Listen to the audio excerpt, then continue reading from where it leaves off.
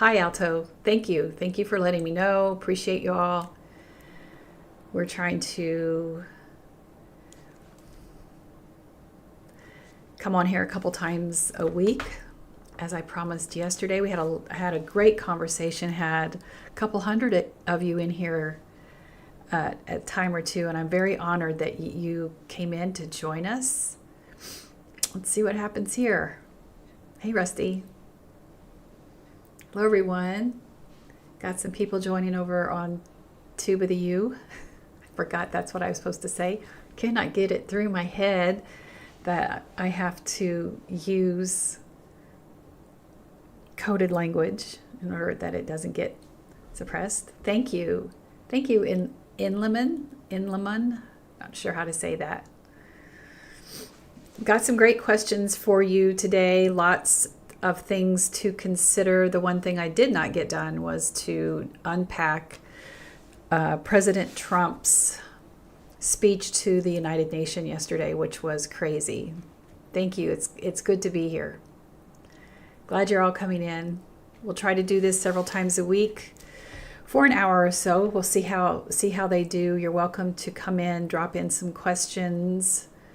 Let us know what you would like to do with this time together. We know things are heavy, from whether or not we're going to talk about deconstructing, whether we're talking about all the things that are happening in our country and around the world. It's all connected, especially for those of you who you're on this deconstructing path and you're trying to understand, get caught up, get going on some things that you should be doing. I really do get frustrated when people feel like the most important thing, yes, Starlight, the most important thing is community. It is absolutely important. As much as I want to believe in our system of government, I do not think we should be relying 100% on just the midterms. There's been several times that Democrats have disappointed us, and I'm not sure how much more can be dismantled between now and the midterm. So we just want to be careful about pretending like we don't have responsibility or things that we need to be doing. Thank you so much for the likes. Liking, sharing, and comment does protect this live. So that's really important. You can come in. We did grab Lynette. We have some wonderful moderators here, and many of you know who Lynette is. She's my daughter, and she does a wonderful job protecting this space because first and foremost, we try to make this as safe space as possible for those of you who are deconstructing. We understand what it means to need a space that you can ask questions, feel seen. So no evangelizing, no proselytizing. Those two words are used interchangeably, but they are distinctly different. And so we don't, thank you, Aaron, aeronautical, that's cute. Hola. So, we do try to create that sacred space as best as we can. Even though we're out there in the public realm, we will get a time or two people coming in and saying things, and let the mods take care of those things. You do not have to engage with anyone who wants to call me a heretic or a witch. And at this point, I consider those badges of honor. Hey, Jenny. Mary Beth, I didn't see you come in. Sometimes they come in so quickly I can't see who comes in. So glad to see you. Hi, there you are. I see you now. Hi, my dear. We're way overdue for that lunch. Way overdue, aren't we? Mary Beth is my sister. Okay, so RHE belong. Thank you so much, and I'm honored that you're here. Our plan here is to try to start going live again a couple of times a week because we know, like you. Oh, Reba. Okay, thank you. Hi, sweet Kathy. We know, like you, people are concerned. You can read the room. You see what's happening. You understand that there's a lot that we need to unpack and things that we need to be watching. Thank you so much for the hearts. Those do help. Show TikTok that you do like what we're talking about here. Reen says, I was raised Roman Catholic and either it wasn't that bad or I started deconstructing I started deconstructing long ago. I think for many of us, in my book, I talk about that. I talk about how I call them spiritual breadcrumbs, about how many times that I was questioning, that I was pushing back, but I saw it as me not doing something right. I still tried to turn my anxiety, my questions, my own doubts. I thought that was something wrong with me. So I would try to contort myself to fit into the system that religion wanted me to fit in. The church wanted me to fit in. Thank you, ma'am. I'm glad you're here. You were here yesterday. I remember your name. I remember a couple of names. So I'm glad you're here. Our goal is to try to get here by 1 Eastern time, but obviously we didn't make it. I had things come up, okay?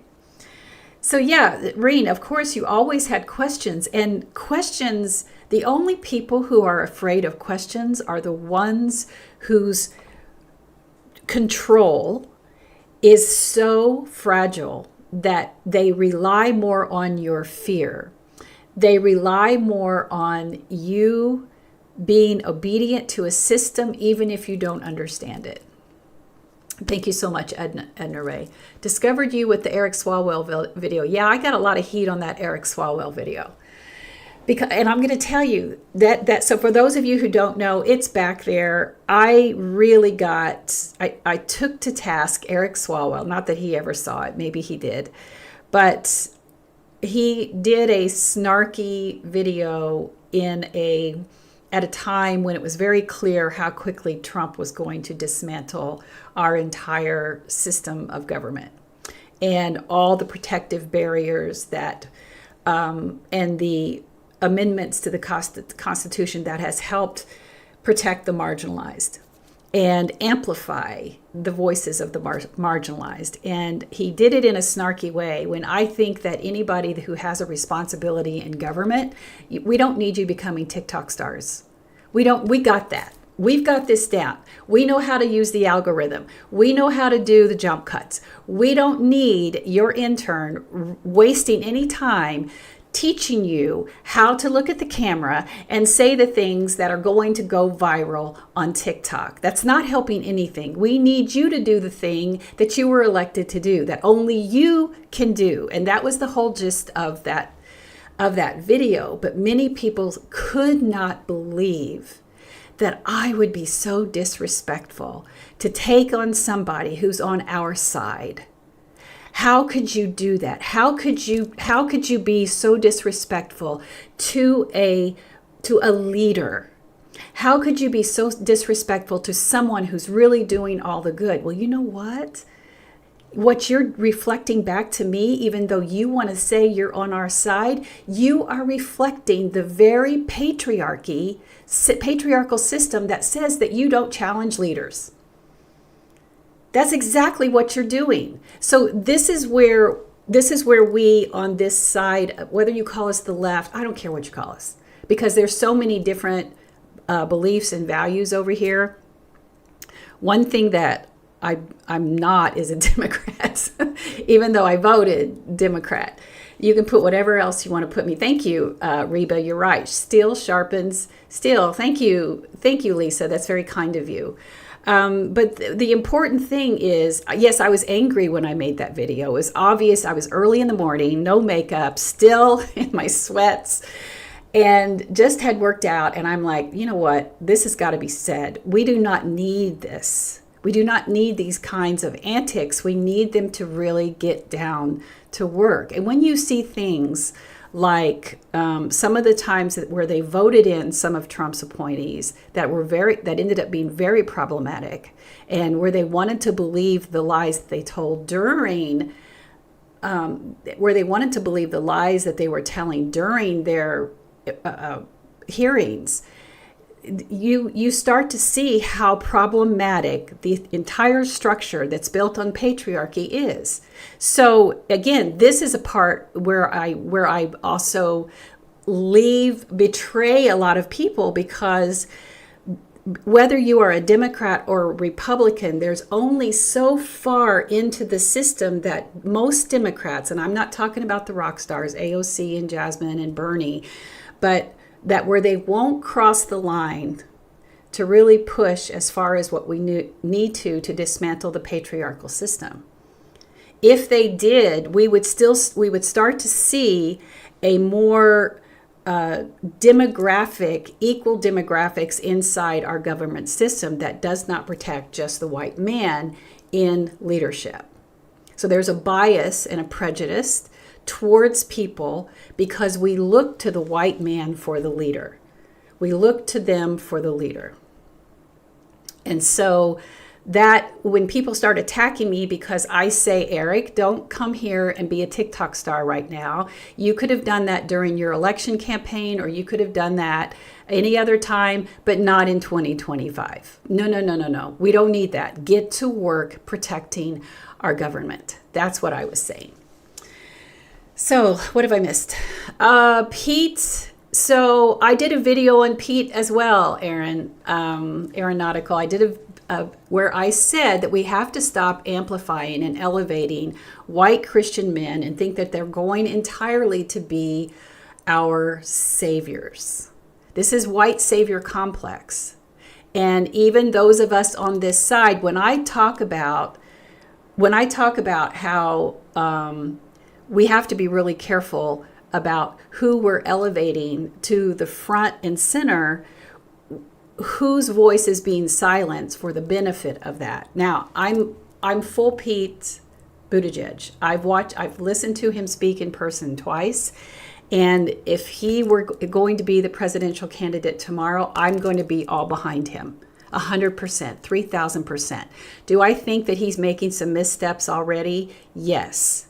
I do not think that he needed to quietly remove his support from the LGBT by removing his pronouns. Now, we can't talk a lot about these things here because it's highly regulated and highly suppressed. So in other places where I'll be going live later, on other platforms, I will be able to talk more about that. But I did a video, it's back there, where you can see I'm talking about the problem when you start to see how quietly and gingerly political candidates have to walk this fine line. And I respect that to some degree. But when we start having to peel back our support of some of the most marginalized, some of the most dehumanized, then we are once again perpetuating a system that got us here in the first place. So I am not so radicalized to say that we can't do this without the system, because we do need the system. It's our system of government.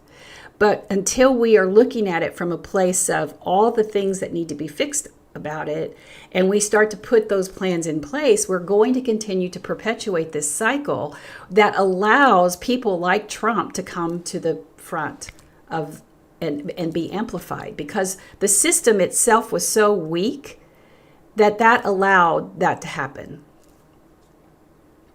Yeah, Aeronautical, that's a great way to say it. He's trimmed his sails in a few unfortunate ways. And like I said, people, they cannot stand, they say I'm betraying the side of liberals, leftists, whatever, but I'm not. I'm being a realist. We have to have these conversations. We have to be able to come into these spaces and have them. And so if I'm going to take the hits, I'm fine with that. I already know that I'm not staying on this app when it becomes Americanized. So I'm going to use it to my advantage right now as best I can to try to move a couple of thousand of you over in other places, and I'm going to be happy. I'm content. I've had a great 5.5-year run here, but I will absolutely not go anywhere that Oracle is. Larry Eliason, I think is his name. I'm not going anywhere near it. Not going near it. What are you talking about, Micah? Are you new here?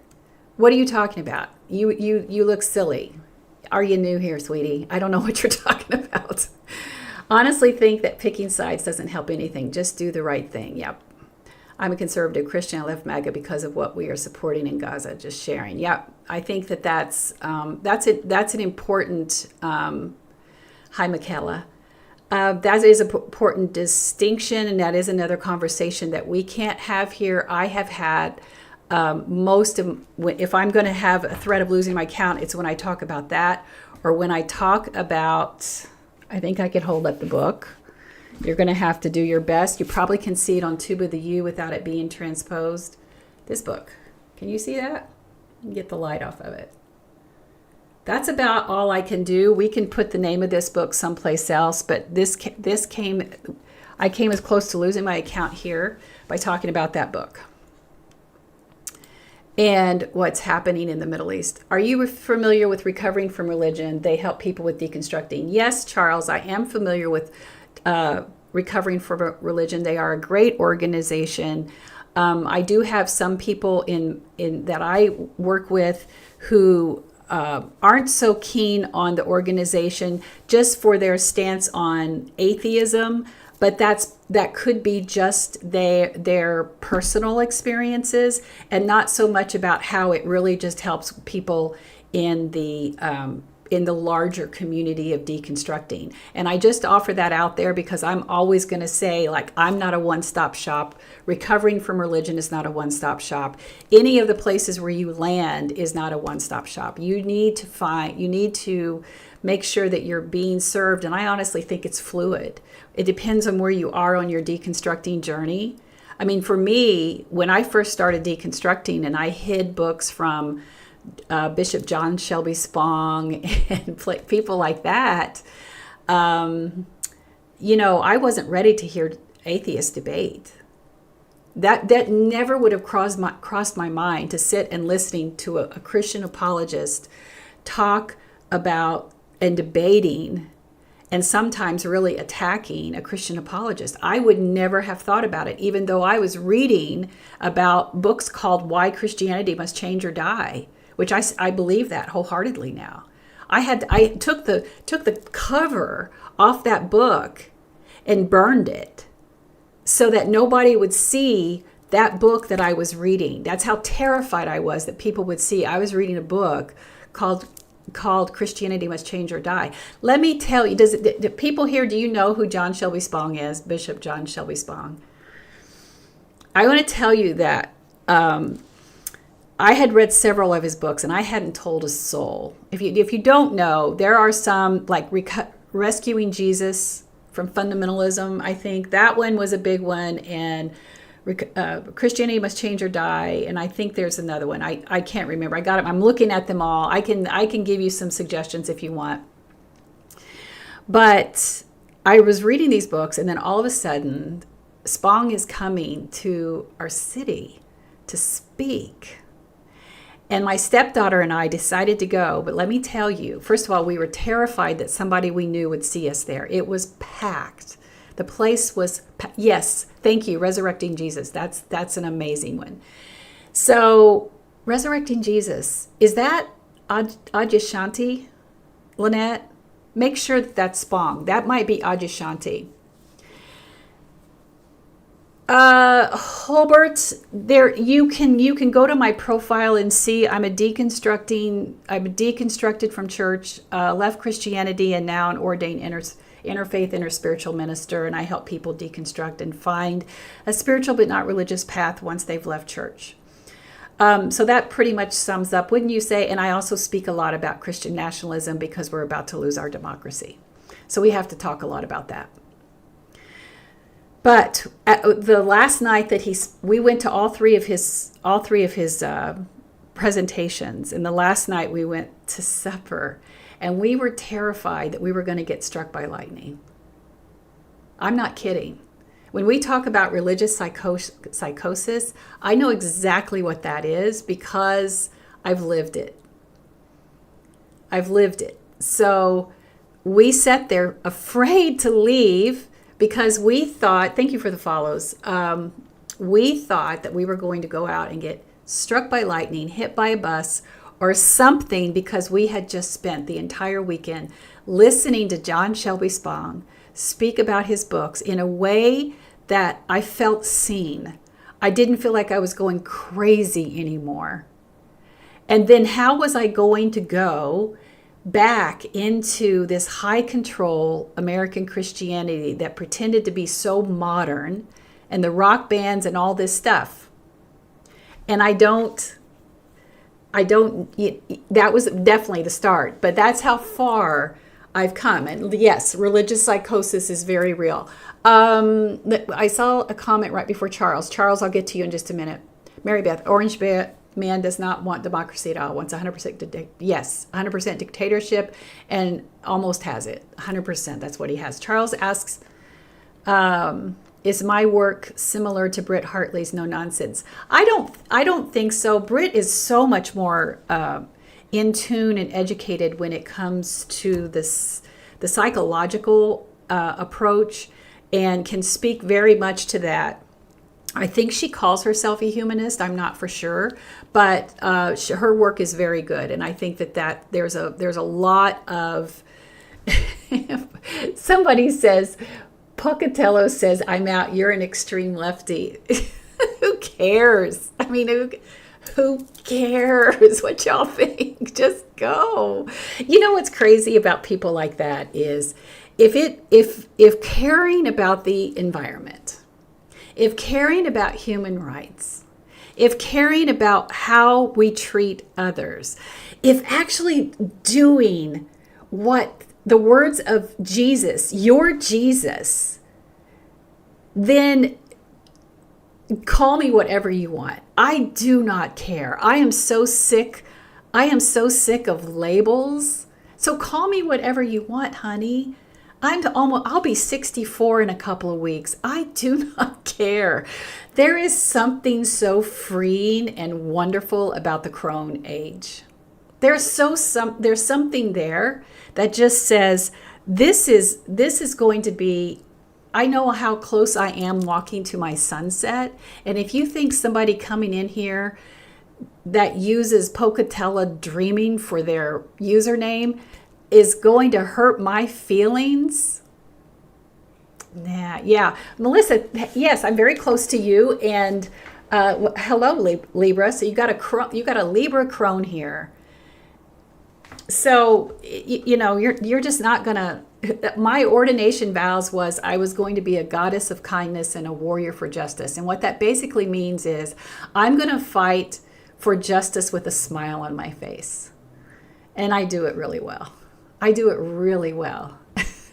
So go on, you. Oh, Melissa, thank you. That's very nice. She says, you're the parent I always wanted. Well, come on in, have a seat. We'll have some, I don't have coffee today. I have bonsai. Anybody ever try this stuff? Bonsai cherry peach. It's wonderful. I love it. And by the way, one thing that you can help me do, because I realized when I got off live yesterday, I did not drink any water or anything during that time. A little reminder to help me hydrate. Self-care is so important to me right now. I'm trying to do the things. Lynette, am I stalled on Tube of the U? It looks like I'm cycling.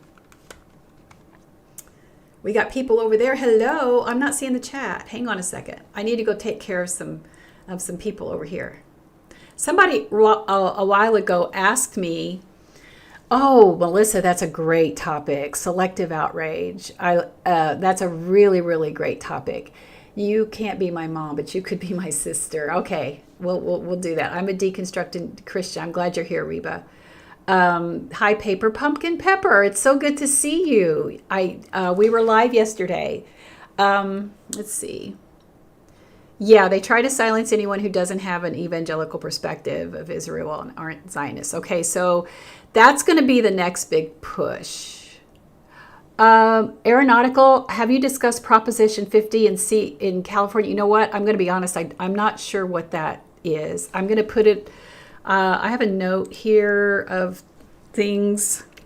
So I'm going to put, I probably do, and I've missed it. I meant either how the news is coming in so quickly, and then selective outrage.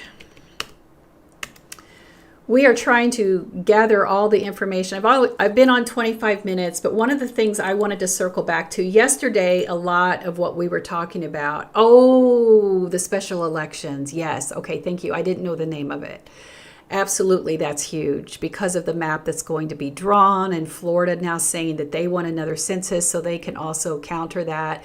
It's going to be really interesting, and that's why when people say, is this system of government holding? I'm on the side of it's really fragile. It's trying. I mean, we do have some judges that have intercepted and blocked some of Trump's executive orders. Most of them are highly illegal. But yes, voting yes on Prop 50. I can try to do some videos on it, but they get pretty quickly when I try to go there now. That started, let's see, I'm going to try to get my chat up and going. Hi, I see some chats over the Tube of the U. Someone earlier asked me where to follow. I do have very active and vibrant other places that you can follow me. After the guidelines changed in early September, I can't mention them here, but Tube of the U is one. But the place where I really write a lot, and you'll find me there several days a week, and I try to work on notes there. I also am going to start going live there in a smaller community so we can talk. We're going to work through my book, Deconstructing. If you haven't seen it, it's here. It's available here in the TikTok shop, and where you can get a signed copy here in the TikTok shop. Yesterday, I also showed you a couple of books. Yes, Blushing Bonnie, thank you. I can't say it, but thank you for saying it for me. There are several books. Lynette has posted videos on other platforms that tell you what those books are. We're gonna work through those. I'm gonna give you teaching notes on those. We will not be doing it. We'll be doing some of it here, but where you can come and answer questions, I'll give you study guides. All of that is going to be happening over there where Blushing Bonnie has in her comment. I hope you all can see it. It might be disappearing. Tell me if you see it in the comments. And then I'm just going to go over here to the Tube of the U for a minute. I really appreciate, we had a real big push on subscribers over there. Thank you so much for all of you who went over there and subscribed yesterday. That's really going to be important because, like I said, my time here is very limited. I have so enjoyed the fun we have had here, the experience of a lifetime, but I am absolutely not going to an American version of this app. It's going to be, here's what I predict. Do you remember in 2020 how this app was? That's when most of us joined. That's when I joined. Thank you so much, Wireless. So it was so much fun. And then all of a sudden it started to change. There were some algorithm changes, and then we became a shop. And most of us have adjusted, but it has been a little frustrating and it has been a little exhausting. That's what I suspect is going to happen, but it's eventually just going to be another platform for Truth Social. That's all it's going to be. Most of these platforms are going to start suppressing a lot of the content that has anything to do with pushing back on fascism. I guarantee you. Yes, but Michaela, I think I'm saying your name right. Yes, please, Liza, please go follow on other platforms. And if you haven't already, please like, share, comment. That does protect the live here. I see so many of you have sent the heart me's, and I guess those are very, very important now. It shows TikTok that you are engaged and you like the content here. So thank you so much for being here. I know this is such a scary time for so many of us. It's the first thing Michaela, you've told me that before, haven't you? When I used to go live all the time. Yes, Claudia, that's what we are. We're just all little fragile snowflakes. That's what we are. That's what we are, sweetheart. Go on. I'm sure there's a rally that you're missing, or Trump probably is talking someplace, and maybe you can help decode his language. Thank you, Mandy. Thank you so much for being here. My mod will take care of those. Remember, the mods will take care of them just like that. See how fast that happens. Oh, Claudia, bless your heart. Okay, so let's, several of you who were here yesterday, we were talking about religious psychosis and how much content that was being made around the rapture. Now, granted, there was a lot of bot activity trying to keep that moving and stuff, but it also served a purpose, because anytime you start creating conversation around high control, a religious indoctrination, and when I say high control, thank you, Tatis, I think is how you say your name. When I'm talking about high control, I'm not talking about Westboro Baptist Church. I'm talking about your mainstream Christianity. I'm talking about, yes, evangelical, but any place where there is a non-denominational church that's teaching something that's like a literal interpretation of the Bible. And even though the rapture doesn't have a lot of foundation in scripture, it's only several hundred years old. So try to get your arms around that. The fact that and Lynette, right now I'm not watching the comments, so if you need something, just send me over to, sorry, my WhatsApp timed out. Send me a message so I can see what's happening here. So they're using this rapture theology, which is only several hundred years old, and it was created by a man by the name of John Nelson Darby. So John Nelson Darby comes over here, and he's really worried about how fickle faith is. People just aren't engaged in religion. So there's no better way to get them back into the church than to create some kind of fear-based theology that says if you don't go to church, if you don't believe, if you don't repent of your sins, that when you interpret Revelations through that lens that says that everybody's going to be raptured up to heaven, then you understand you don't want to be left behind. And that's what that whole series, the Left Behind series, trust me, I got through 8 of the books. Yeah, I'm one of those, y'all. I'm one of those.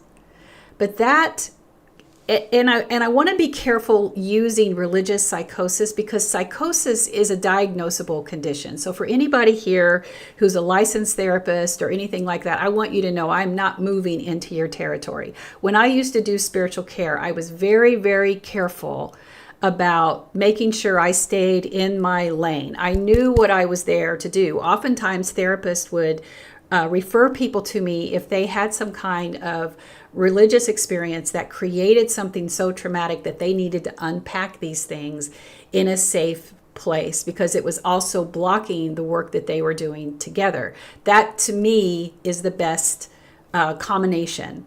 So I had that experience, and I was able to help them from that perspective. Sometimes I would have a client whose needs far outweighed what I was able to give them as a spiritual care provider. I know my lane.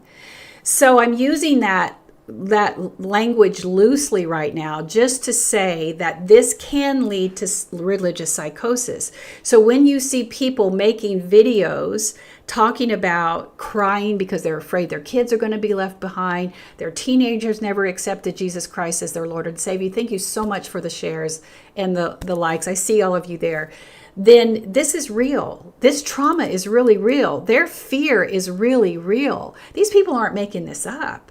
They believe this. They believe that they're going to be swept up. And because someone with just a little ounce of authority and a little bit of gravitas, if you will, can get up and start talking as if they know the time and day of the rapture, people are going to believe it. Every time this happens, I think I've lived through, I don't know how many, countless raptures. And I'll be honest with you, there were a couple times back in my teen years where I'm like, ooh, is this really going to happen?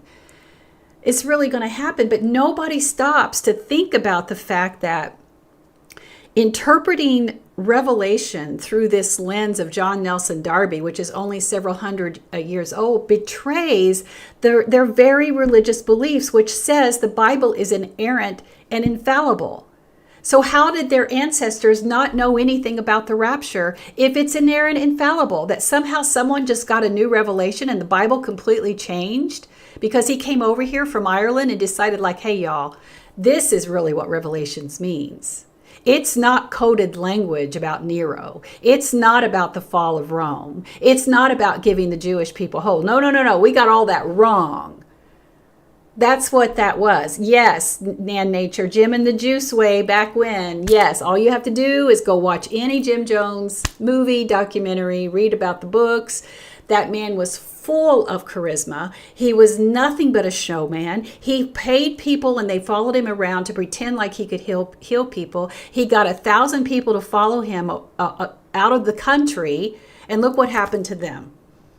Look how much they wanted to hold on to that when the congressman came over and they decided that the best thing to do was unalive them instead of them being exposed as the frauds that they were, because so many people wanted to come back to America.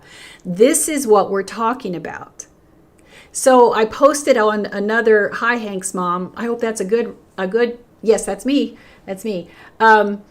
So you can see, I posted this on another platform about religious psychosis, and the chat has now taken on a life of its own, because you can see that we are wasting our time if we think we're going to change anybody's mind whose indoctrination is so strongly that they will believe anything that their leaders say. If you want to see how strong that indoctrination is, besides seeing these videos about the rapture, go listen to atheists debate Christian apologists. And one of the best ones is Thinker on TikTok at NG Growth and Deconstruction Zone, or his name is Dustin.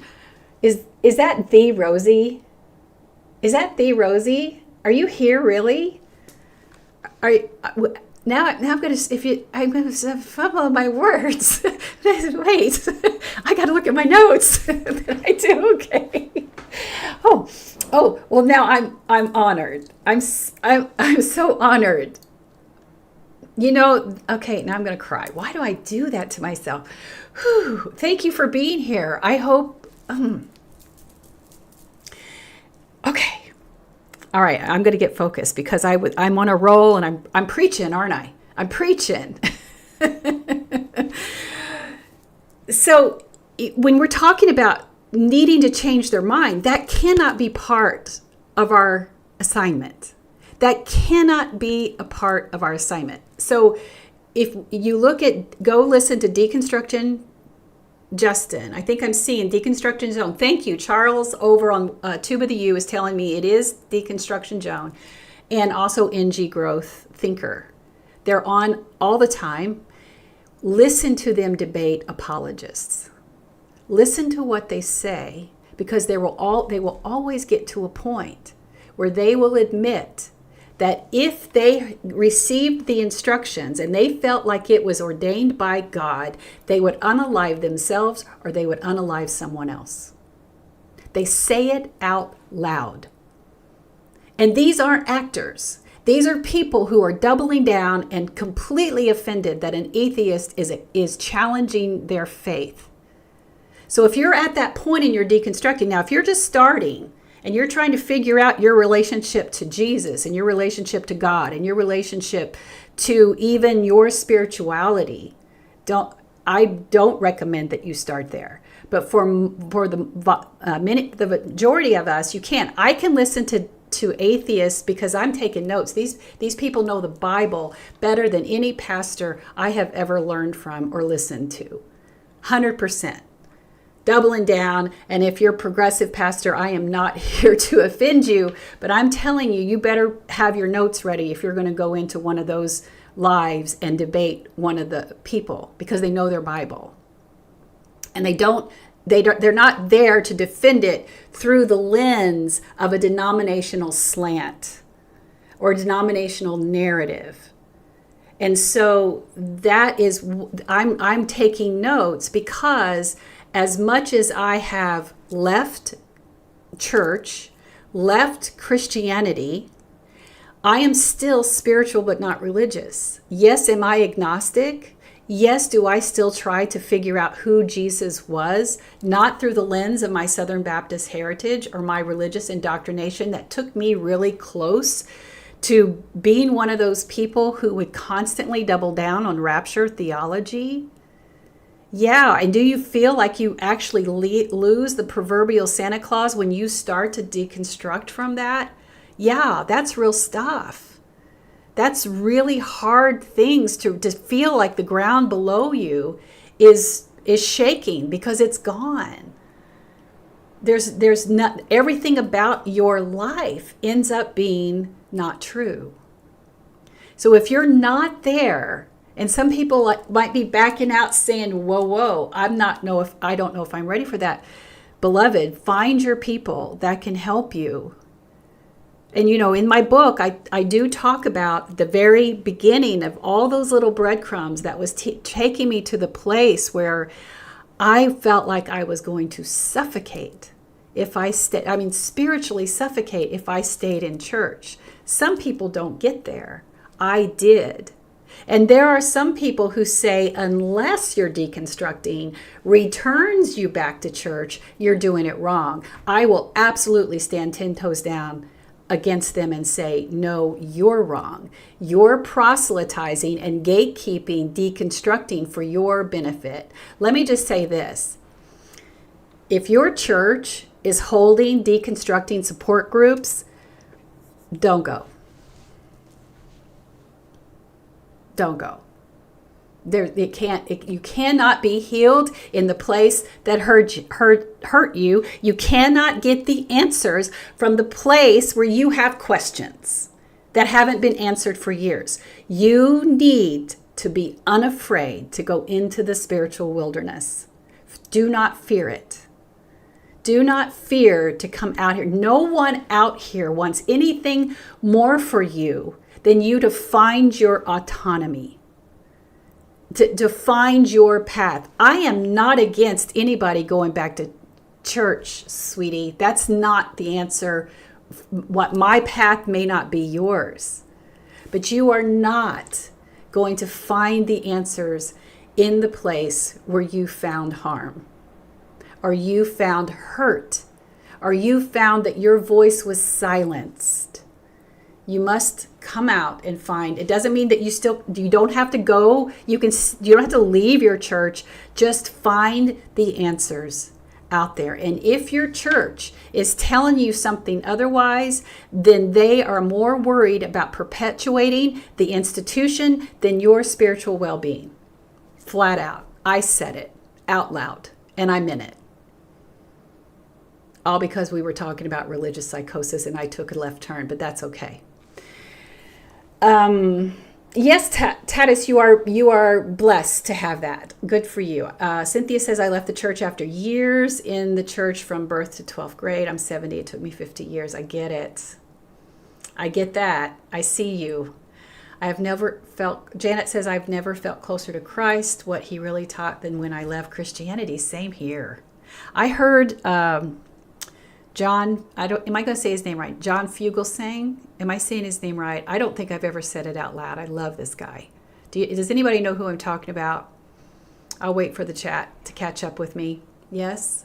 Okay, Rosie, I did. I said it right. Okay, he was just interviewed on the Daily Show. He has a book coming out.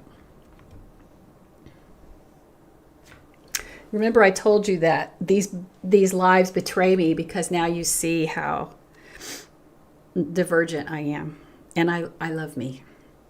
But he's let's see, he has a book coming out, and it's called, somebody's probably already said it now. By the time Separation of Church and Hate. And during that interview on the Daily Show, he was talking about how he finds Christ more in non-Christians, and I almost cried. He has a strong religious background, and he's seen this book as a teaching mechanism to help people understand how Jesus does need to be rescued from the hostage that he has become, and how many Christians that are just rejecting the red letters, the red words of Jesus, because they're so very, very much hell-bent on making sure that they can hold on to this fear-based hate theology, because it's more important for them to believe in to believe in a God that hates the same people they do, that don't look like, love like, believe like, or weren't born in the right country.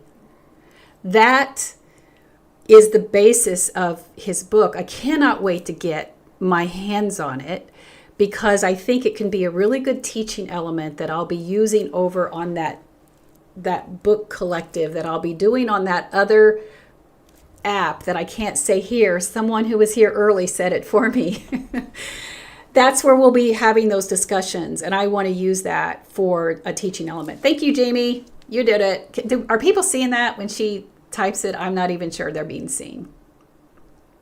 When we've liberated that comment just disappeared. When we've liberated ourselves, we'll have to ask who we are. Yeah, for sure. Thank you all very much. Is it okay to deconstruct from evangelism but still be a Christian in your opinion? Yes. Oh my goodness, Zach, I did not want to leave you with the impression that you can't be a Christian. So I've been deconstructing for years. It was just in 25 that I finally said I'm no longer a Christian. And I think for me, it was important for me to be away from the indoctrination that not only harmed me, but harmed so many people that I care about, because I'm such a voice in the forefront as an advocate for people who are more unchurched, who are more spiritually curious, who are more spiritually independent. That felt like the natural transition for me. Can I possibly, can I say that next year that I'll stop saying I'm spiritual but not religious? I don't think I will, but I also know enough to not be afraid of it. To not be afraid of where this journey is taking me. Because I don't know who or what God is. All I know is what God isn't. Which is why I wrote that I posted yesterday called Godless Spirituality. Because it was important for me, for people to understand that my spirituality isn't tied to the God that I grew up with. That needed to be part of my own processing, and I knew someone else needed to hear that. But that may not be your journey. But the beauty about deconstructing, which I hope, because there's an element of decolonizing, which is a big part of deconstructing, okay? That's the part that we have to be careful talking about in the larger framework in public forums, because oftentimes that's where our accounts start to get compromised. But what we have to do is to say we can sit at this table of humanity, and you may not agree 100% with me, and I might not agree with 100% with you, but you and I see each other. And we respect each other. When you are in high control religion, you're seen as less than if you do not believe 100% and are not aligned. You then are my project. So if I'm a high control evangelical, or I'm indoctrinated into American Christianity, then my job is to convert you. Everything I do, my sweetness towards you, my invitation to tea, whatever I'm doing, I am doing with the idea that I'm going to convert you. And I'm always going to be in the back of my mind making sure that you understand that the best course of action in your life is for you to come and recognize that Jesus Christ as your Lord and Savior is what's missing in your life if you haven't given your life to Christ.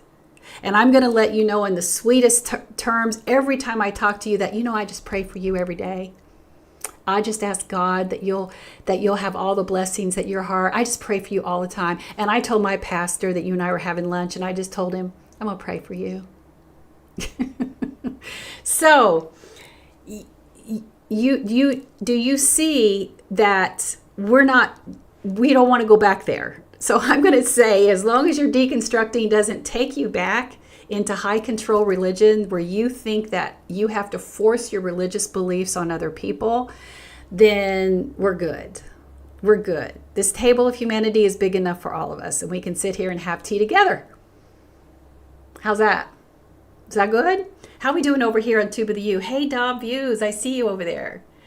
Do I have any comments over here that I need to address? I'm not sure. I feel like I got pretty sassy there. Is everybody good? My name is, yes, decolonizing is a big, big part of that. And that's why I spent so much time inside my book talking about, especially for women, how much we benefited from the patriarchal structure. Not only did it harm us, but we benefit from it. And that's why it's so important in this moment in time that we have to use our voice, and that when I say we, it's we white women have to make sure that those who are being harmed the most by the destruction of the rules and the laws and the protection of the people that have been historically marginalized, we have to use our voice and stand up against the tyrannical rule that's trying to take over. So we have to be really careful. It looks like I'm missing some stuff in the comments, but it looks like I have some people taking care of that. So oh, hey, Rosie, you're here again. Thank you so much. Faith Unraveled by Rachel Held Evans is a really good book. And I believe, Charles, is that the one where she talks about the Scopes? In there, she brings in the Scopes monkey trial. I'm pretty sure that's it. It's been a while since I've read that book, but that's good. Liz says, am I being cynical if I feel that most, if not all, churches are in it for the money? Well, now, hang on there. There are a lot of good churches. There really are. There are a lot of good Christians. I still have a lot of dear friends who are churched Christians, who I would double down for and defend vehemently. Do I think some of them are caught in a system that they're trying to change from the inside? Yeah, I do.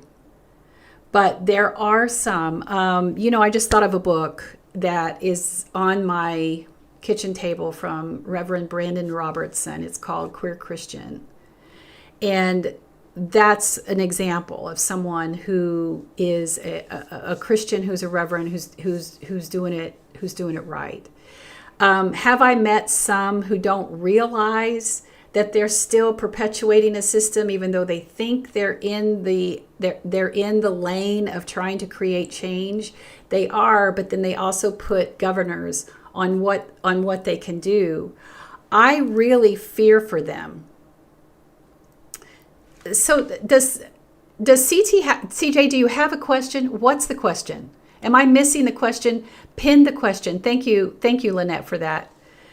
There's no who's nice Christian behavior. What are you talking about? You must be new here. Rosie, is there a question that I missed? And I'm sorry, I still can't bring anybody up. I haven't gotten that back yet because I haven't gone live for a while. So CJ, ask your question. He's been bullying. Okay. Well, if there's no question, then it might be just time. It might be just time to mute. All right. So I really did take that all over the place. You have to remember, I was raised Southern Baptist minister, and as a 9-year-old, I used to sit in those tent revivals. I would go every night of a 2-week revival. I was 9 years old. You want to talk about traumatic, but I'd sit there and I would listen to them and go, I can do that.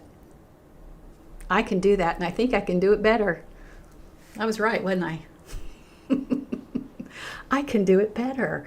Yes, I can. All right, we only have a few more minutes. I'm sorry, off to a grandchild event, but you're really speaking clearly with love. Reba, you've been here a while, so I think you're being serious, right? Because sometimes I can't tell if I am or not. Yeah, who's been to a tent revival under the Southern Baptist Church? Come on, there's got to be some tent revival people here. I know that. And so there's a lot of, I have so many notes that we can talk about when it comes to religious psychosis, but in as much as when we talk about what we need to be doing as a collective, as a community, engaging in conversations thinking we're going to change our minds sometimes, and I hate to be the one to see this. You've been to a revival wireless, yeah, their entire childhood. I'm sorry. We should probably go have coffee sometime and just hug each other.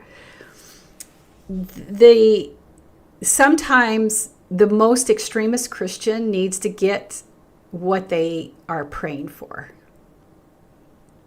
And that's really concerning, because when you look at the Jim Jones situation and what happens when they went to Guyana, am I saying it right? they got what they wanted. And many of them, hundreds of them, immediately wanted to leave. They regretted it. They realized they had been fooled.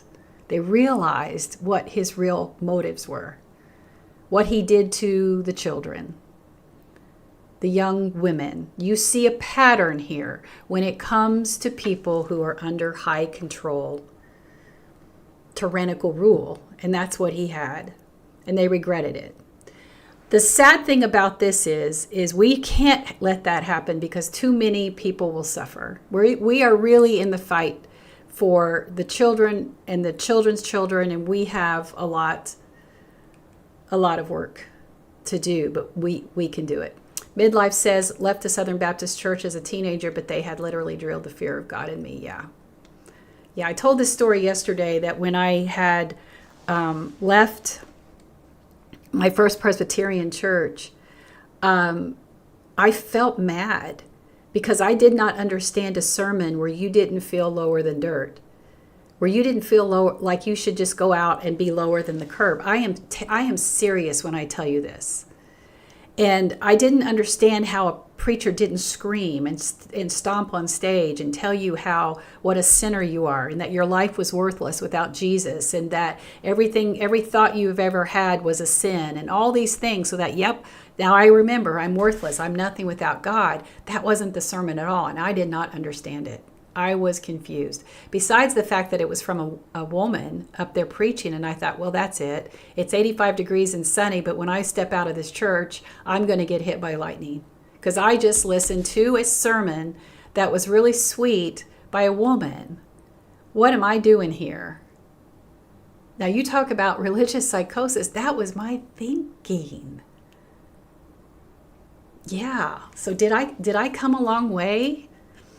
Did I come a long way from that to the point where in 2017 I get ordained? I'm ordained as a interfaith, interspiritual minister whose vows are to be a goddess of kindness and a warrior for justice.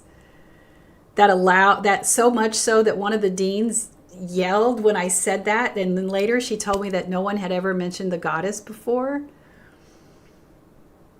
Because we forget that this goddess energy has very much been suppressed in most world religions, in organized religion, for guess what? Say it with me, patriarchy and power. There's an element of purity and sacredness behind every world religion. The origins, I believe, their intent was good, trying to figure out how we got here, how we belong, and where are we going. But the minute they figured out that there was power behind it, it became corrupt. And there is no better example in this country than the modern American Christian. And its ties to dominionism, manifest destiny, 7 mountain mandate, the whole 9 yards. All of it. We can spend time talking about those things if you want. Please drop your questions here. Thank you, Abigail. I'm glad you're here as well. Checking my comments over here. I'm trying to do it all. All right, y'all. We're right at an hour and I have to go. We'll be back, hopefully, knock on wood. We'll be back tomorrow. This has been wonderful. Thank you for the likes and the follows and the gifts. You all have been wonderful today. I really appreciate it. If you have questions, Lynette, did you grab some questions here, or is it supposed to happen? It was yesterday. We talked about it earlier, about the rapture. Guaranteed we worshipped women before we ever worshipped men. Yeah, look at the statues. Look at history. We sure did. We understood that the power of the woman and creation came through us. You can see why we've been demonized for so many generations. Why, especially women, as we age, we are vilified. Why we were called hags. There's nothing more experienced or patient than a woman who's been through life. And you don't have to have birthed kids to be that powerful. When you talk about the maiden mother crone, that those are times and we're talking about, and this isn't just related to women who were assigned female at birth. The divine feminine, this woman energy, is available to anyone who experiences or honors it. So those who go into the crone ages, where the outward expression of nurturing turns inward, it becomes wisdom. There's nothing more powerful than that, and it is a very, very intense time. So the best way to dehumanize it is to make her a witch, especially in the children's fables. The woman who lives on the edge of the woods that you can't trust, crooking up her hands, lengthen her nose, put warts all over her face. The things that actually signify that you've made it to a certain part of your life, that looks can still be something, but they're not everything. Because what's more important is what's in the heart and what's in the brain. But we don't want you to see that. We want you to fear the outside. So let's make her be something that everybody finds disgusting when beauty betrays her and age says she no longer matters. So you are seeing you're seeing that evolving and an awakening of what's happening. And Kamala was the first time when it really started to betray the patriarchy, because how dare you put a black woman in that place and call her worthy of being a leader, when in fact she is the one who is most worthy and qualified to be in that place. And the really intense thing is men know it. They know it. And that's what terrifies them. And that's why the reaction has to be even more vitriolic. The reaction has to be so far that you throw the pendulum out the wall and burn it down, instead of ever thinking that there will be a system where a black woman will be a leader. When in fact, that's exactly who we need. It's exactly who we need. 100%. That will be the last of my soapboxes and my sermons. And all the people said, amen. Don't forget to get your coffee on the way out at the Holy Grounds Coffee Shop, and tip your servers because they don't get paid. But they've been here since 4 a.m. making your coffee. A little sass there, a little sass. I can't help myself. You all, you're so wonderful. Thank you all for being here. And thank you so much for protecting the live, whatever was going on with that CJ person. Rosie, my God, I love you. You always have my back. Lynette, my daughter, I see her in both sides of the comments. Yes, Dob Views, they are terrified of strong black women. Yes, and that's who we need. Thank you all very, very much. I will be back tomorrow.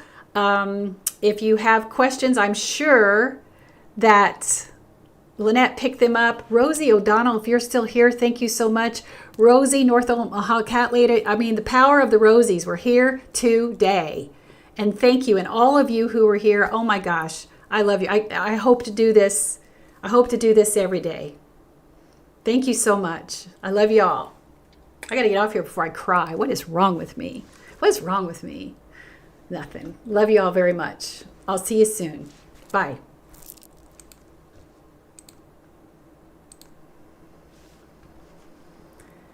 Okay, YouTube, you're still up. Thank you. Okay, so in the future, YouTubers, I'm going to try to do a better job of looking at your comments. This is all new for me, and I've got theirs chat right here. I don't have yours, but I will figure it out. Thank you also very much for being here. Thank you for your support. I see that we gained some subscribers here, and this is where primarily my platform is going to be in the future here, and I don't think it hurts me to say Substack here. So thank you all for very much, and I'll talk to you soon. Love to all of you. Bye for now.